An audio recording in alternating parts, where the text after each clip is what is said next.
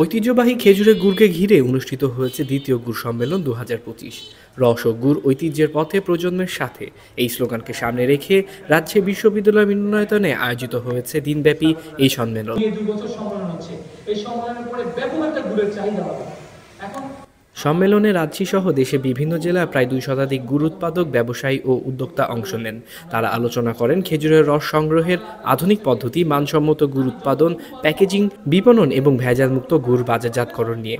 খেজুর পাতার মসজিদ করা হয়েছে, খেজুরের বীজ দিয়ে তসবিহ করা হয়েছে, খেজুরের পাতা দিয়ে জায়নামাজ বানানো হয়েছে।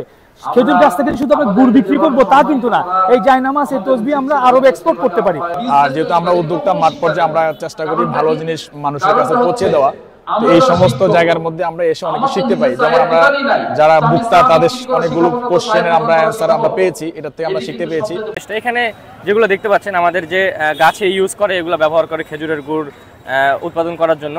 আমাদের পাশে রাখা আছে হচ্ছে আখের যে গুড়। আমাদের আখের গুড় আছে এখানে 4 ধরনের।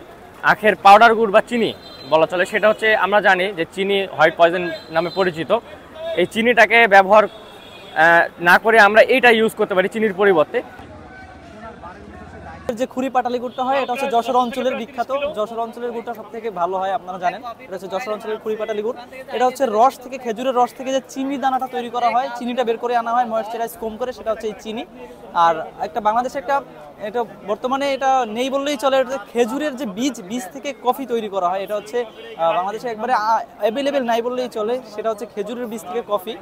এখানে যেটা হয়, নেটওয়ার্কিং একটা সুবিধা হয়, এটা খুবই ভালো একটা। আবার আনন্দের ব্যাপার যেটা হয় যে আমরা কাজ নিয়ে খুব ব্যস্ত থাকি, এরকম কোনো জায়গায় আসলে আমাদের অনেকজন পুরনো বন্ধুদের সাথে বা যারা কাজ করেন তাদের সাথে দেখা হয়।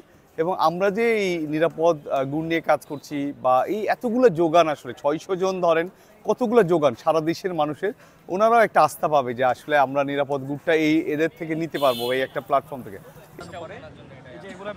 আয়োজকরা জানান, স্থানীয় খেজুর ও গুড় শিল্পকে আন্তর্জাতিক পর্যায়ে তুলে ধরার এই সম্মেলনের মূল লক্ষ্য। তাদের মতে গুড় কেবল একটি পণ্য নয়, এটি ঐতিহ্য ও সংস্কৃতির প্রতীক। গাছি মলিক ভোক্তা উদ্যোক্তা জাতীয় এবং রাজশাহী ইউনিভার্সিটি উদ্যোক্তা ডেভেলপমেন্ট ক্লাবের আয়োজনে অনুষ্ঠিত হয়ে যাচ্ছে দ্বিতীয় গুড় সম্মেলন। এর মূল প্রতিপাদ্য হচ্ছে ঐতিহ্যের পথে প্রজন্মের সাথে। আমরা আমাদের যে ঐতিহ্য, সেই ঐতিহ্যকে ধারণ করে নতুন প্রজন্মকে সাথে নিয়ে আমরা আমাদের যে খেজুর গুড়, আমাদের তালের গুড়, আমাদের গোল গুড়, এই ঐতিহ্যগুলোকে আরও কিভাবে বাণিজ্যিকীকরণ করা যায়, শিল্পায়ন করা যায় এবং এখান থেকে কর্মসংস্থান সৃষ্টি করা যায়, আমরা সেই লক্ষ্যেই জাতীয় পর্যায়ে এই আয়োজন গত বছর ছিল, তারই ধারাবাহিকতা এই বছর রাজশাহী বিশ্ববিদ্যালয়। এই সম্মেলন গুড়ের ঐতিহ্যকে ধরে রাখার এক নতুন প্রতিজ্ঞা। আলামিন মাহি, স্কাই বাংলা, রাজশাহী।